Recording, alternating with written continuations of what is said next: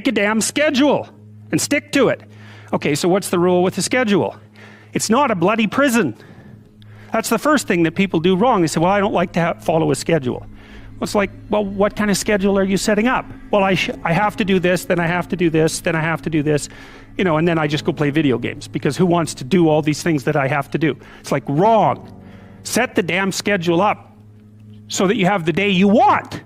That's the trick. It's like, okay, I've got tomorrow. If I was going to set it up so it was the best possible day I could have, practically speaking, what would it look like?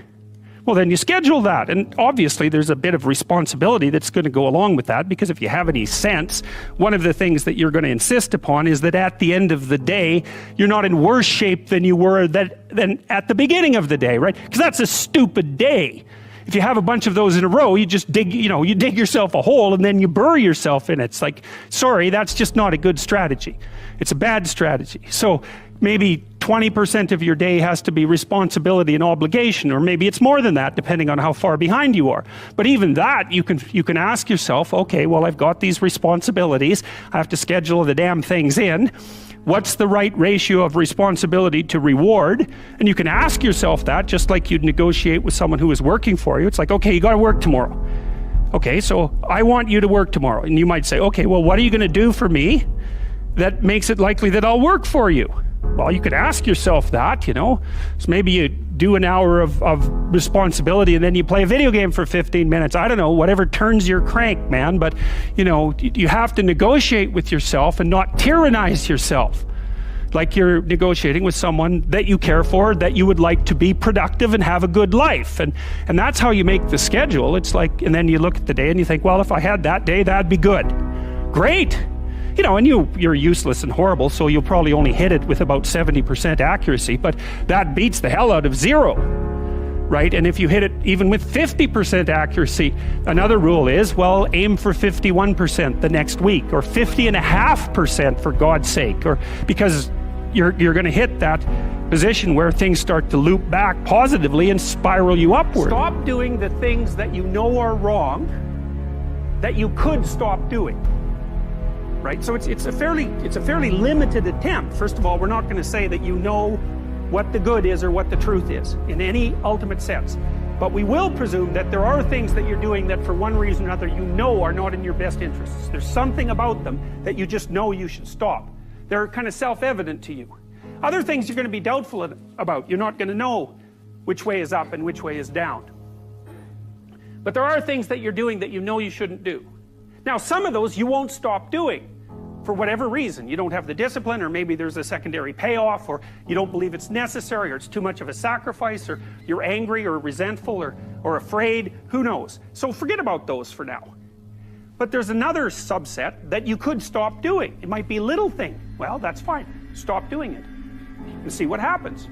And what'll happen is your vision will clear a little bit.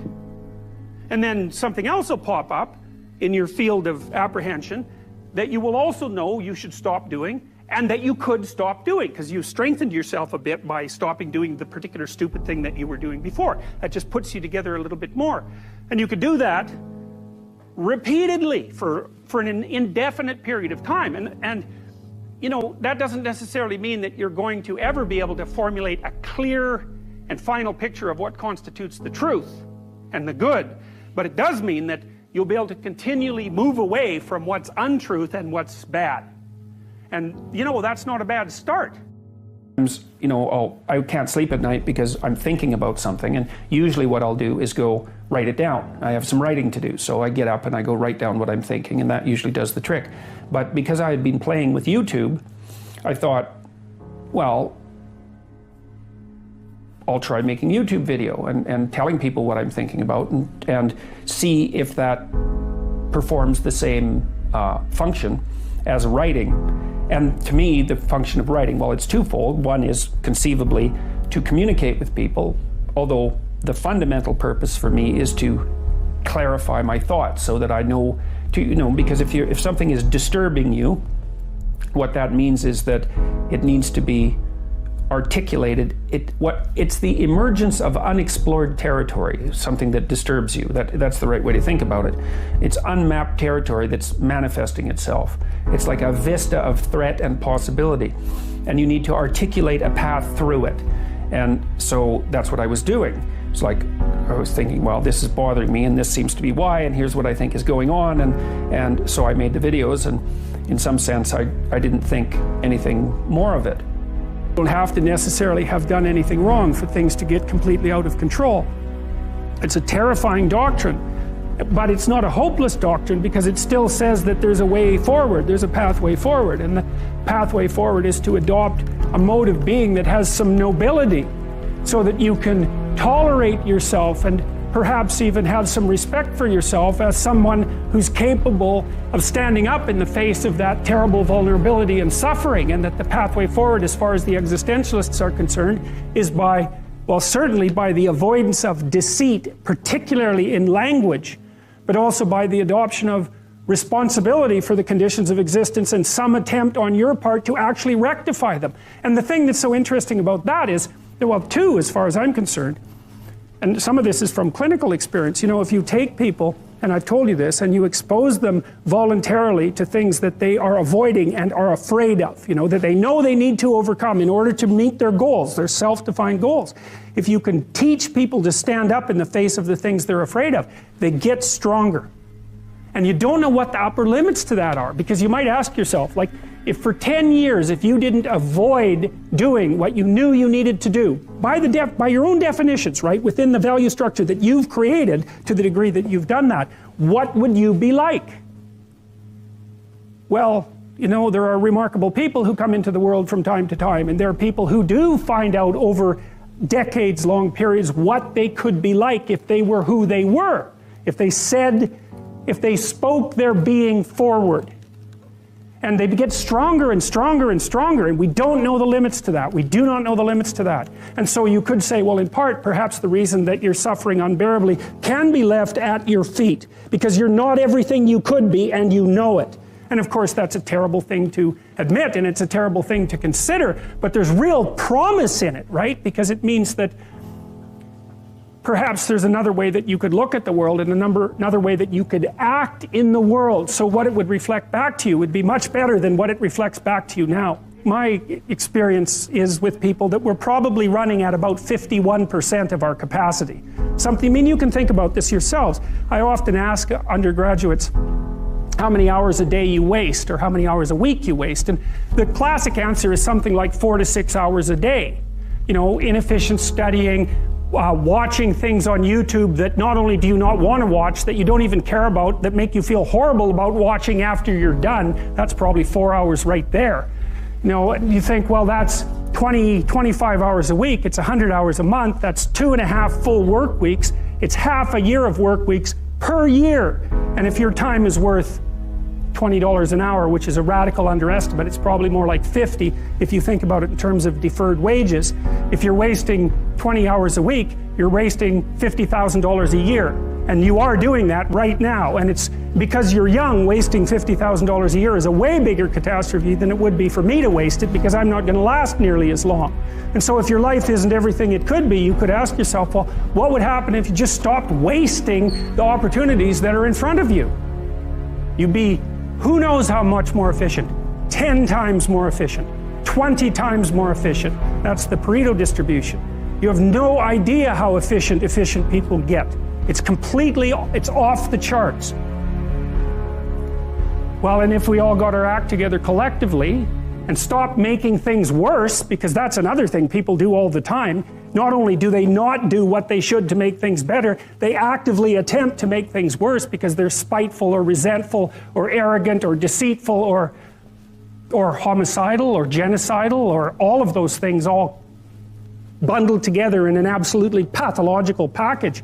If people stopped really, really trying just to make things worse, we have no idea how much better they would get just because of that. So there's this weird dynamic that's part of the existential system of ideas between human vulnerability, social judgment, both of which are major causes of suffering, and the failure of individuals to adopt the responsibility that they know they should adopt It isn't merely that your fate depends on whether or not you get your act together and to what degree you decide that you're going to live out your own genuine being. It isn't only your fate, it's the fate of everyone that you're networked with. And so, you know, you think, well, there's 9 billion, 7 billion people in the world. We're going to peak at about 9 billion, by the way, and then it'll decline rapidly, but 7 billion people in the world, and who are you? You're just one little dust mote among that 7 billion, and so it really doesn't matter what you do or don't do, but that's simply not the case.